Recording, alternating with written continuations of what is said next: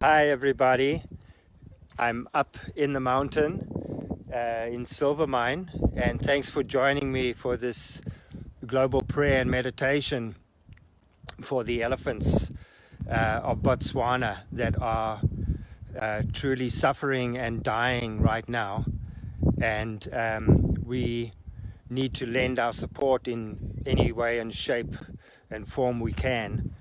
And thanks to Jill that's watching, I see, it was brought to my attention. And in fact, I was with Jill in last year. We traveled to Namibia and Botswana and actually got to see the elephants there that were actually suffering through the drought. And we have joined others in prayer around the world to help end the drought, and the rains have come. But there is something else that is happening to the elephants. The scientists have still not figured it out, which is really strange. But there are literally hundreds of elephants that are lying around the delta in Botswana, which is the at the source of the at the part of the water source of the delta of the Okavango River, and a place where animals have thrived for hundreds and thousands of years. And in fact, Tsodilo Hills, where I run my spiritual journeys, has one of the oldest earth temples known to mankind, the Serpent Cave. And here we find many paintings of the elephants as well, as they were revered and held as very sacred by the Khoisan and the Kung Bushman people. And so now we've heard that these great wisdom keepers of our earth are suffering, and some of them are almost delirious. They are walking around in circles. Others are just collapsing and falling flat on their face and dying. They thought it was poison, but apparently the animals that are eating them, the carcasses, are not dying, which means it's not a poison. And so we need to feel into this a little bit more, and perhaps they are trying to get our attention, which is why I am here today to share with you some of the insights I've gleaned from this.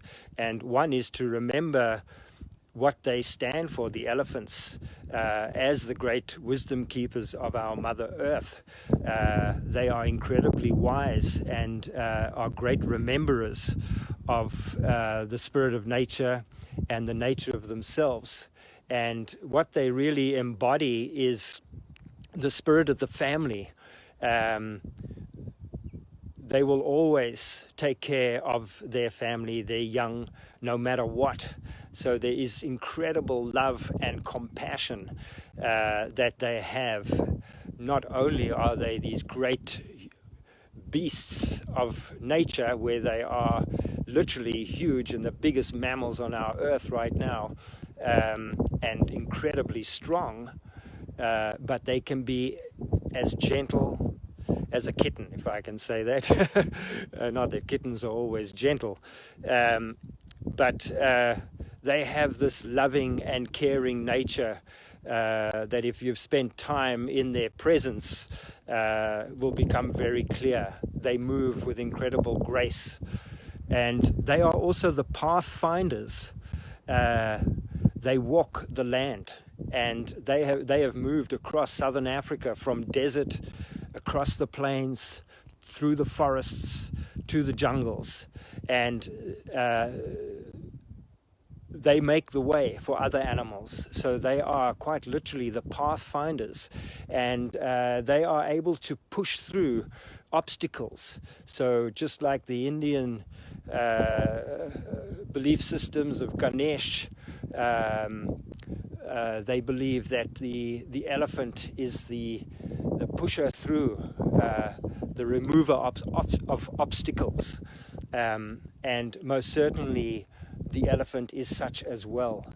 So all of these things that I've just shared with you are also aspects of our human beingness. So many believe that the elephant is very, very closely related to us in nature in some way. And we talk about the nature of the heart here, the heart and soul. So it's almost like the elephants have been drawing our attention to them because they carry some of the gifts that many of us have forgotten within ourselves. And so as we see them walking around and almost in a daze, confused, falling over, dying, it may very well be a virus of some sort. This we will still find out.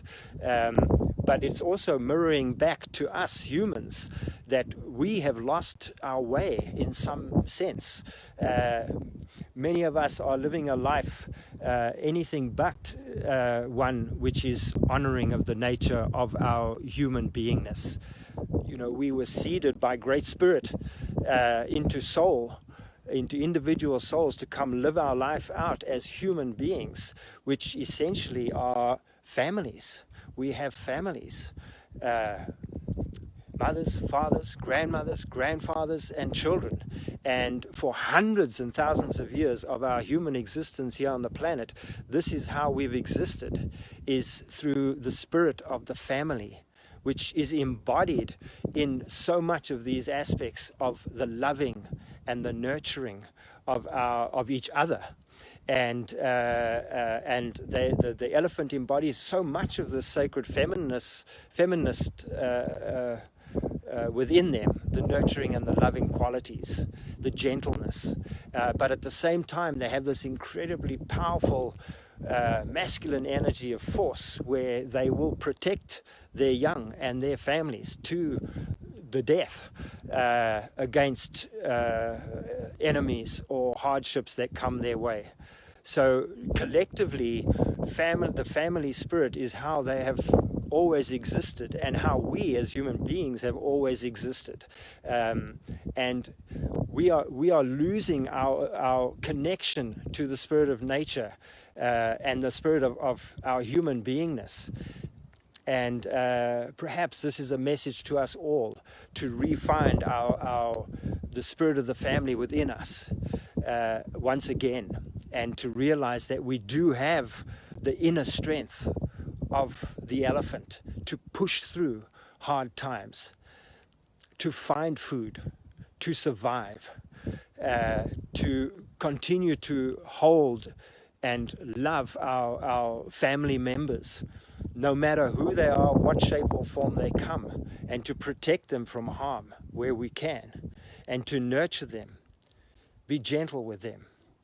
And so for me, it's about honoring the spirit of the elephant, the gifts that they have to share with us at this moment of time. Give us the strength to remember our human beingness. So I am here today at a very sacred earth temple in Cape Town, at the tip of Africa, which was home to many an elephant tribe and herd, should I say. And here I am in Silvermine, close to where I gleaned my first insight as a young boy of 10, up in the cave of the Elephant's Eye, which is a huge mountain that has a cave that is in the position of the eye of the elephant. And it is here that I was shown by the spirit of the Elephant Mountain what my path was in this lifetime. So I'm very, very connected and in awe of the spirit of the elephant and all that they have to offer and share us with regards to their wisdom and understanding of the nature that surrounds and supports us. So I'm going to see if I can flip this camera so you can see where I am. Here is my great big elephant earth temple here at the tip of Africa. And so this is where Spirit has guided me to come and do our prayer for the elephants. And I want to say right now that no matter what happens, should my video go off, please continue to hold space for these elephants up in Botswana and the people of Botswana who are also suffering at this time. And continue your prayers and meditation for these great beasts and for yourselves, for the spirit of the elephant that is within you and that may be lost, and now an opportunity to remember the spirit of the great elephant and their loving and nurturing, their strength, their wisdom, their memory. Let us use that spirit also for ourselves. But today is about honoring them and to help support those great wisdom keepers who are in Botswana that are suffering now through some dis-ease, some disturbance in the equilibrium, and who are dying, quite literally, hundreds of them. So let us see if we can support them and send out through our prayer the hope and the intention for them to find the inner strength to once again push through this hardship that they are enduring, and call on the nature spirits that surround that area to assist in neutralizing whatever it is that is harming them, that they once again can thrive and be happy as the elephant families have always been. So this is the Great Earth Temple. I welcome everyone from all over the world. I'm Dean Laprini. I work with the sacred sites in Southern Africa, and you can go check me out if you like on my website, and please do subscribe to my YouTube channel, because they wouldn't let me live stream on YouTube because I don't have enough subscribers. So I'm not one to really push my work, but the time is now. So please share with your friends and join my YouTube channel, that I can do more live feeds through YouTube, because not everyone likes to be on Facebook. So this is the Great Elephant Earth Temple. You can actually see that trunk almost looks like it's been placed there, as though the early peoples may have been involved in the placement of that and the honoring of the sacred elephant. And here we see I have laid down my misa, and we see a few things here, and this is just to bring in the energy from all over the world, from Tibet and Ethiopia. We have the bones of the ancestors. We have the Mother Goddess in the center, the blue one, from Santa Fe, New Mexico. Thanks, Ken. The sacred rattle from Vancouver Island. And we have our stones, green stones from New Zealand, wood, sacred wood from Australia, the womb of the Earth Mother in Kuruman, both of these, the red and the jasper and the yellow ochre. We have the great ocean energies. This is a great alicrickle snail, limpet shell. We have stuff, incense from the east. We have some burning there. And then Crater Lake, the deepest lake, going down into South America, and Peru, the cloth, and of course these are the different stones, different chakras. This is from the Botswana, Namibia area, so I have that at the top, and the necklaces that have been made by the Kung Bushman people up in that region. So we are, indeed trying to bring in the entire world as best we can to honor this this time and these animals, and to see if we can lend our support energetically in prayer and meditation. And as I say, no matter what, if this goes off, please continue the meditation. So here we have the great elephant rock earth temple that we can use to imagine these great elephants from Botswana and Namibia. And I also have brought with me one of the pictures right here. This is one of the elephants that we saw last year.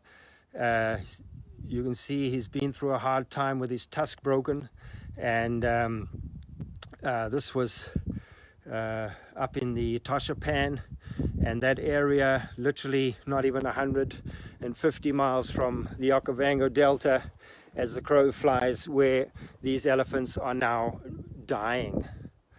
So please, let's hold them in your hearts, in your prayers going forward. And let's take a moment now to get into a space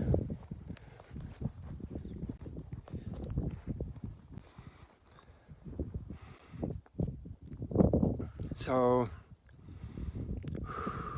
just take a moment to just go into your heart. Just breathe gently into the spirit of your heart. The spirit that unites all things. We are all born of Great Spirit. We can feel Great Spirit in our heart. We honor Great Spirit.